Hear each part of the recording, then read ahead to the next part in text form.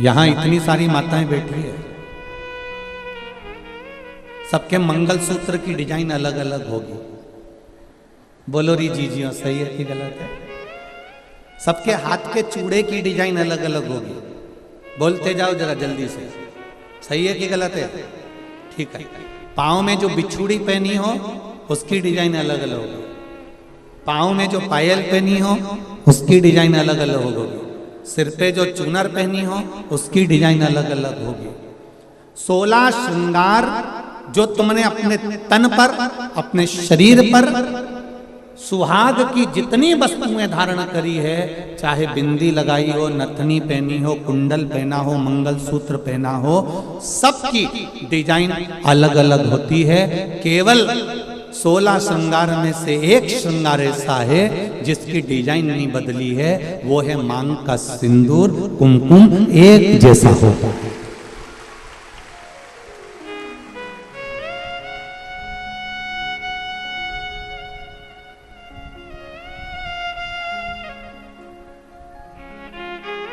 बोलो सही है कि गलत है? मांग का सिंदूर, मांग की कुकू, मांग में लगने वाला कुमकुम, इसकी डिजाइन कितनी बदल गई लोगों की जिंदगी में। मंगलसूत्र की डिजाइन बदल गई, चूड़े की डिजाइन बदल गई, कुंडल की, नथनी की, बेंदा की, सब की डिजाइन बदली, टीकी की भी डिजाइन बदल गई, पर नहीं बदली तो मांग के सिंदूर कंकु की डिजाइन नहीं बदली, क्योंकि इस डिजाइन को तो परमात्मा ने छाप कर भेजा है, तो उसको बदलना भी मुश्किल है,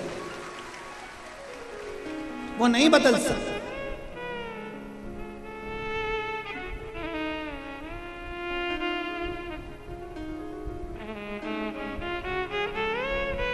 मंगलसूत्र के दाने एक बार निकल जाएंगे ना, चलेगा। नाक की नथनी एक बार निकल जाएगी ना, चलेगी। बिछुड़ी जल्दीबाजी में कहीं निकल जाएगी ना, चलेगी। बिंदी कहीं निकल जाएगी ना, चलेगी। हाथ का चुड़ला कहीं निकल कर रखा गया ना, चलेगा। पर मांग का सिंदूर कभी भी मांग से नहीं निकलना चाहिए। ये शिव महापुराण की कथा है। अब 16 श्रृंगार में से एक श्रृंगार ऐसा है मांग का सिंदूर जिसमें कोई भेद नहीं है। करोड़पति माता भी अपने सिर में लगाती है और एक सब्जी बेचने वाली भी अपने सिर में लगाती है। वो सिंदूर ने समानता बनाकर रखी। एक ब्राह्मण की घर की माता भी सिर पर लगा रही है, तो एक वैश्य के घर की माता भी सिर पर लगा रही है। एक क्षत्रिय के घर की माता भी सिर पर लगा रही है, तो एक शूद्र के घर की माता भी अपने सिर पर लगा रही है। सारा श्रृंगार पैसे के बल पर ऊंचा नीचा हो सकता है, मंगलसूत्र पैसे के बल पर ऊंचा नीचा हो सकता है, हाथ के चूड़े पैसे के बल पर ऊंचे नीचे हो सकते हैं, पांव की पायल पैसे के बल पर ऊंचा नीचा हो सकता है। केवल मांग का सिंदूर, कुमकुम, ये पैसे के बल पर ऊंचा नीचा नहीं होता। ये गरीब और अमीर सबकी समता बता देता है कि यहाँ सब बराबर हैं। मांग के सिंदूर के आगे, कुमकुम के आगे सब बराबर। कितनी बड़ी बात रामचरितमानस में आती है। थोड़ा ध्यान लगाकर सुनना मेरे धान के कटोरे वालों सब, छत्तीसगढ़ वासी सबले बढ़िया, जम के बोलो जरा, सबले बढ़िया छत्तीसगढ़िया। तो मेरा छत्तीसगढ़ वालों से निवेदन है, और जितने लोग टीवी के माध्यम से कथा हैं और जितने लोग आस्था चैनल, फेसबुक, यूट्यूब के माध्यम से कथा सुन रहे हैं, अपने जीवन में एक बात उतार कर रखना रामचरितमानस की। रामचरितमानस में राम जी ने रावण की ओर देखा, लंका की ओर देखा, और लंका की ओर देखकर राम जी ने हनुमान जी को समझौता करने के लिए भेजा। जाओ हनुमान, जरा समझौता करना है रावण से। इतने में जामवंत अंगद और जितने बानर थे वो बोलते हैं प्रभु काय को समझौते की बात करते हो, मिटा देते हैं उस रावण को। देरी नहीं लगेगी, चुटकी भर में उस रावण को मिटा देंगे।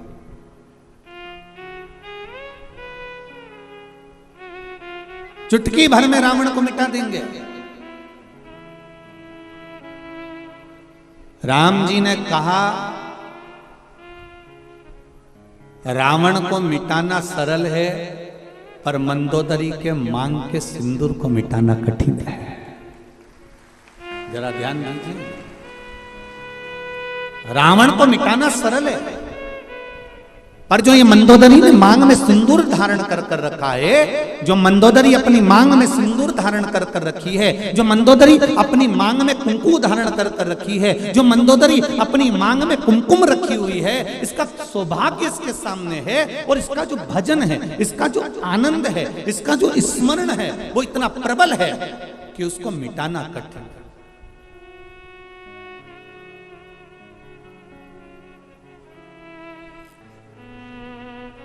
एक बात कहना चाहूंगा बहुत अच्छे से। आदरणीय गृह मंत्री जी हमारे यहाँ कथा में श्री ताम्रध्वज साहू जी यहाँ बैठे हुए हैं। आप तो आज आए हैं, पर आपके घर से जो बाईसा हैं, आपकी जो धर्मपत्नी है, हमारे लिए तो माता के तुल्य हैं। हमने देखा कल भी, परसों भी, 2 दिन से हम लगातार देख रहे हैं। कहीं के दूसरे मंत्री की अगर पत्नी होती ना तो 3 घंटा कथा में नहीं बैठती, पर हमने ये चीज देखी है कि वो 5 दिन की कथा में 2-3 दिन लगातार कथा का रस तत्व ग्रहण कर रहे हैं। हम कहना चाहेंगे संपूर्ण विश्व के सनातनियों को एक बात बताना चाहेंगे कि पति जब घर से बाहर निकलता है, पति जब अपना घर छोड़कर किसी मार्ग की ओर आगे बढ़ता है, तो उसके साथ में धर्म पत्नी भले साथ नहीं रहती हो, पर उसके मांग में जो सिंदूर रहता है ना, उसकी चमक पति के साथ हर पल रहती है। ये निश्चित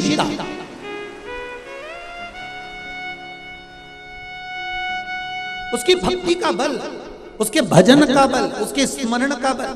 अभी अभी आपने तुलसी जी और शालिग्राम की शादी जी करी होगी, बोलो सही है? एकादशी पर अभी तुलसी जी का ब्याह भगवान शालिग्राम जी के साथ लड्डू गोपाल के साथ करा होगा। जरा विचार करना, उस जलंधर को मारने के लिए देवताओं के पसीने छूट गए थे। क्यों? क्योंकि वृंदा के माथे का जो कुमकुम था, वृंदा के माथे का जो सिंदूर था, वो बड़ा प्रबल था, इसलिए जलंधर को मारना कठिन पड़ रहा था।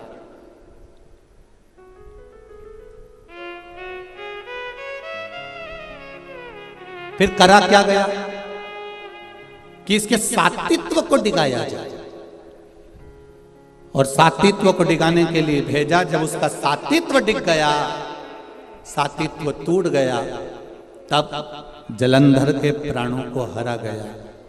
फिर निवेदन करूंगा, मेरी जितनी माताएं यहाँ बैठी हैं, जितनी मेरी बहन बैठी हैं, जितनी मेरी जीजियाँ बैठी हुई हैं, जितनी मेरी बेटियाँ बैठी हुई हैं, निवेदन करूंगा, मंगल पाणिग्रहण संस्कार होने के बाद में, विवाह हो जाने के बाद में, अपने मस्तक पर मांग में, भले आजकल तो फैशन हो गया, ज़्यादा सिंदूर नहीं लगाती हैं माताएं, कुंकू नहीं लगाती हैं, थोड़ा उनको एक अलग सा फील होता है, तो उनको वो थोड़ा, मेरा निवेदन है कि मेरी जीजियों से, मेरी माताओं से, मेरी बहनों से, मेरी बेटियों से निवेदन है, शादी होने के बाद में मांग में, और एक फिर निवेदन करूंगा, वो पेंसिल जैसी नहीं, पेंसिल जैसी नहीं, सिंदूर तुम्हारे पति ने जिस समय तुम मंडप के अंदर बैठी थी और चांदी के सिक्के से, कलदार से, अंगूठी से, डब्बी में से भर भर कर तेरी मांग में भरा था, ऐसा सिंदूर तुम्हारी मांग में भरा होना चाहिए। ऐसा भरा हुआ।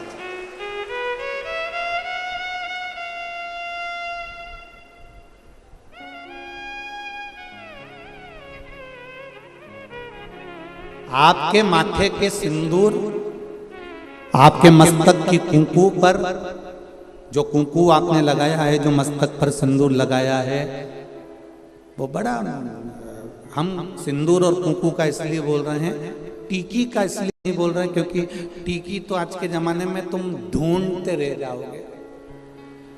एक छोटी सी पंखड़ी को भी काटते काटते, जैसे माथा की जूनी रहे,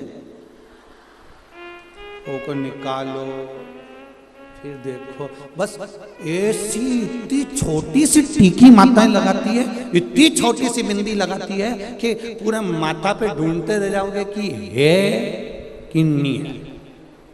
पहचान करना भारी पड़ जाता है। निवेदन है, बिंदी तुम लगा रहे हो, कितनी बड़ी लगा रहे हो हमें उससे मतलब नहीं है, पर मांग में थोड़ा सा सिंदूर, थोड़ी सी कुंकू, थोड़ी सी रोली, जो भी आप लगाते हो वो थोड़ा सा इस मांग में होना चाहिए। अब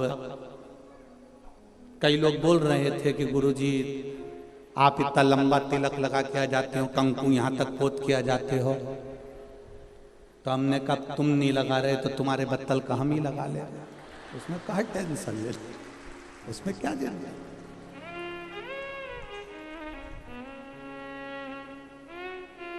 एक कथा याद आ जाती है, उस कथा में एक बार हम कथा करने के लिए काला पीपल गए, तो वहाँ कथा करने गए, तो वहाँ पर एक माता बूढ़ी बूढ़ी सी, बहुत 70-80 साल की, और कथा में आगे बैठ गई, और कथा हुई।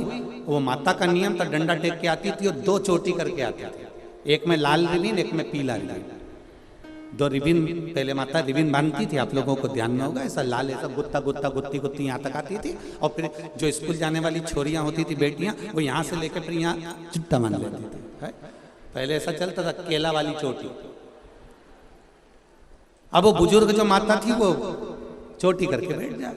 अब वो कथा करते करते करते करते बार बार ध्यान उसकी चोटी पे जाए। अब ऐसा होता है, अब कोई विशेष अगर कोई बैठे, कोई आए तो उस पर ध्यान तो जाए कि आखिर। अब वो बार बार ध्यान जाए तो हमारा कथा में मन नहीं लगे। अब मन नहीं लगे तो हमने एक प्रश्न कर लिया, माँ आपसे एक बात पूछना है। कहा बोलो गुरुजी। हमने कहा माँ बस इतना सा पूछना है कि सारी माताएं एक चोटी करके आती है, तू 2 चोटी करके क्यों आती है? उसने कहा महाराज जी ये भी कोई पूछने वाली बात है? ये कोई अच्छी बात है तुमने जो पूछा? अभी नहीं बताऊंगी मैं। हमने सोचा डोकरी बहुत तेज है, बहुत तेज। हम कथा कर कर जिनके यहाँ रुके हुए थे अग्रवाल जी के यहाँ पहुंच गए। सुबेरे सुबेरे 6 बजे डोकरी ने आकर, बूढ़ी अम्मा ने आकर वो सटर बजाई। वो सटर बजाई तो हमने आशीष से कहा जरा दरवाजा खोलो। दरवाजा खोला तो डोकरी डंडा लेके खड़ी थी। कहाँ है महाराज? आशीष तो दरवाजा ही नहीं खोला, वापिस आ गया। गुरुजी वो बुढ़िया आई है डंडा लेके। हमने कहा दरवाजा तो खोल, आने दे। अब बुढ़िया आके बोली, कुर्सी पे बैठ गई, महाराज देखो ये पीली वाली जो चोटी है ना, ये तो मेरी है। अब हमने कह दिया तो ये नीली वाली पड़ोसी की है। इतने में बोली अरे सुन तो सही महाराज, ये पीली वाली मेरी है। अच्छा वो मुस्कुराई भी ऐसी, उसका आधे 2 दांत आगे के नहीं थे, बाकी के सब थे। अब वो बोली कि ये जो पीली वाली है ना ये हमारी है। हमने कहा ठीक। फिर ये गुरुजी पहले मेरे पति की भी चोटी थी, उसने कटा ली, मैंने एक बढ़ा ली। मेरे कहा क्या कहने, ये सनातन धर्म है।